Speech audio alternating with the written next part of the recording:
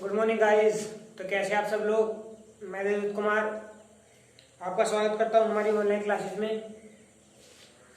जैसे कि आप लोगों को पता है, हम 10th क्लास की सिविक्स पढ़ा रहे हैं, जिसके हम 5 चैप्टर कंप्लीट कर चुके हैं। चैप्टर नंबर 6 चल रहा है, राजनीतिक दल या पॉलिटिकल पार्टीज। ठीक है, तो हमने इस चैप्टर में फंक्शंस पढ़े थे, यानी कि कार्य पढ़े थे। इस चैप्टर के कार्य क्या क्या होते हैं हमने 7 पॉइंट पढ़े थे। कार्यों में किस किस प्रकार से ये हमारी सरकार बनती है, किस प्रकार से सरकार चलती है। जो आज का जो हमारा टॉपिक है वो टॉपिक होगा हमारा पार्टी सिस्टम का वर्गीकरण, या पार्टी सिस्टम क्या होता है। ठीक है ना, पार्टी कितने प्रकार की होती है। ठीक है, पूरे विश्व में पार्टी कितने प्रकार की चलती है, कैसे चलती है, वो हम आज पता करेंगे। ठीक है, आपको बता देता हूं मैं, 3 टाइप की पार्टी होती है। ठीक है, एक वो जिसमें एक ही पार्टी होती है, एक वो जिसमें 2 पार्टियां होती हैं, एक वो जिसमें बहुत सारी पार्टियां होती हैं, बहुदलीय पार्टी होती है। ठीक है ना, तो आइए आज हम जो डिस्कस करेंगे वो डिस्कस करेंगे पार्टी सिस्टम का वर्गीकरण। ठीक है, फंक्शन ऑफ पार्टी सिस्टम। ठीक है, सबसे पहली बात करते हैं। देखिए, इसमें 3 पार्टी होती है। एक पार्टी व्यवस्था, दूसरी है 2 दल पार्टी व्यवस्था, तीसरी है बहुदलीय व्यवस्था। ठीक है ना, हम बात करते हैं एक पार्टी व्यवस्था की। देखिए, एक पार्टी व्यवस्था में क्या होती है, केवल एक ही पार्टी होती है।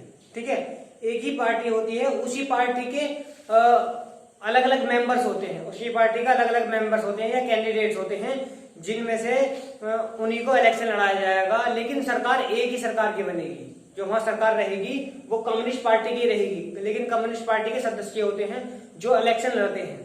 क्या करते हैं, जो इलेक्शन लड़ते हैं, चाहे कोई भी जीतो, पार्टी की सरकार बननी कम्युनिस्ट पार्टी की ही। ठीक है ना, तो इसमें ऐसा होता है। देखिए, ऐसा कहां पर है, चीन में सिर्फ कम्युनिस्ट पार्टी को ही शासन करने की अनुमति है। क्या है, चीन में कम्युनिस्ट पार्टी को ही शासन करने की अनुमति है। चीन देश ऐसा है जहां पर क्या है, एक पार्टी व्यवस्था है। क्या है, एक पार्टी व्यवस्था। जो यहाँ की कम्युनिस्ट पार्टी है ना, वो ही वहां पर क्या कर सकती है, शासन कर सकती है। क्या कर सकती है, शासन कर सकती है, और कोई भी अलग पार्टी वहां पर शासन नहीं कर सकती। ठीक है, नया राजनीतिक दल बनाने का कोई लाभ नहीं मिलता। अगर कोई नया राजनीतिक दल बनाना चाहे और इलेक्शन लड़ना चाहे तो वहां पर उसको कोई भी लाभ नहीं मिलता। ठीक है ना, क्योंकि वहां पर क्या है, एक पार्टी व्यवस्था है। क्या है, वहां पर एक पार्टी व्यवस्था है, और ये क्या है, ये लोकतंत्र के बिल्कुल विपरीत नहीं है। ठीक है, हालांकि लोकतंत्र है, लोगों के द्वारा ही वहां चुना जाता है, लेकिन उसके विपरीत ही है एक तरह से, क्योंकि वहां पर कम्युनिस्ट पार्टी का ही क्या है, शासन चलता है। हर साल मतलब कि कभी भी इलेक्शन होते हैं तो पार्टी के मेंबर ही लड़े जाएंगे, और पार्टी के मेंबर में से कोई एक चुना जाएगा। ठीक है ना, उसके बाद में ये तो था तुम्हारा एक पार्टी व्यवस्था, जो कहां पर है, चीन में है। ये ध्यान रखना, कहां पर है, ये चीन में।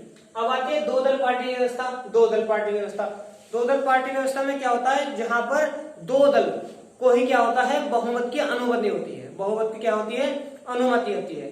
ठीक है, या तो वहां पर ए या बी, कोई भी तीसरा नहीं आ सकता। क्या, कोई भी तीसरा नहीं आ सकता। या तो इलेक्शन एक पार्टी लड़ेगी, या लड़ेंगी तो दोनों ही। ठीक है ना, लेकिन जीतेगा कौन में से एक। और यहाँ पर एक, चीन में क्या होता था, वहां पर पार्टी एक होती थी, उसके सदस्य अलग अलग होते थे। अब यहाँ पर पार्टी 2 है, तो दोनों ही पार्टी को क्या होता है, दोनों पार्टी ही इलेक्शन लड़ती है। दोनों पार्टी क्या है, इलेक्शन लड़ती है। कोई तीसरी पार्टी यहाँ पर नहीं आती है, क्योंकि तीसरी पार्टी को कोई भी वोट नहीं देगा। ठीक है, केवल 2 दल बहुमत पाते हैं और सरकार बनाने का प्रबल दावेदार होते हैं।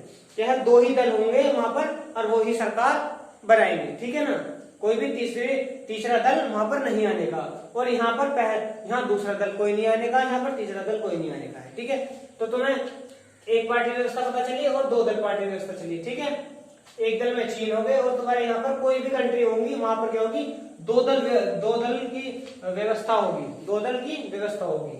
ठीक है ना, उसके बाद में बात करते हैं बहुदलीय व्यवस्था। तो बहुदलीय व्यवस्था क्या होती है, जिसमें बहुत सारी पार्टियां होती हैं। बहुत सारी पार्टियां होती हैं, और वो एक साथ गठबंधन करके सरकार बना सकती हैं। एक साथ गठबंधन करके सरकार बना सकती है। जैसे एक बहुत अच्छा एग्जांपल है, जैसे आपका भारत देश में क्या होता है, बहुत सारी पार्टियां मिलकर गठबंधन करती हैं और सरकार बना लेती है। ठीक है, तो आइए हम बहुदलीय व्यवस्था को देखते हैं। बहुदलीय व्यवस्था में भारत में भी ऐसी बहुदलीय व्यवस्था है। जैसे मैंने आप लोगों को बताया अभी, इस व्यवस्था में कई दल गठबंधन बनाकर भी सरकार बना सकते हैं। क्या कर सकते हैं? बहुत सारे सरकार गठबंधन करके क्या बना सकती है? सरकार बना सकती है। ठीक है, जैसे कि आप लोगों ने अभी देखा होगा, अभी इलेक्शन हुए थे, उसमें कुछ पार्टियां क्या होती थी? गठबंधन कर लिए थे। ठीक है, क्या कर लेती हैं? गठबंधन कर लेती है और सरकार बना लेती है। ये हमारा भारत का बहुत इंपॉर्टेंट एग्जाम्पल है, क्योंकि हमारे भारत में क्या है? बहुदलीय व्यवस्था है, बहुदलीय व्यवस्था है। ठीक है ना। तो जो थे तुम्हारे पार्टी सिस्टम का वर्गीकरण क्या था? वो 3 प्रकार से था, एक दलीय, 2 दलीय और बहुदलीय। ठीक है, एक दलीय व्यवस्था में वहां पर केवल एक ही पार्टी होती है, 2 दलीय व्यवस्था में वहां पर 2 पार्टी होती हैं, और बहुदलीय में यहाँ पर बहुत सारी पार्टियां होती है। ठीक है, तो जो था हमारा आज का टॉपिक जो था, बस ये इतना ही था। ठीक है, तो आई होप आपको ये ये हमारा जो टॉपिक था पार्टी सिस्टम का वर्गीकरण, ये अच्छे से समझ में आया हो। धन्यवाद।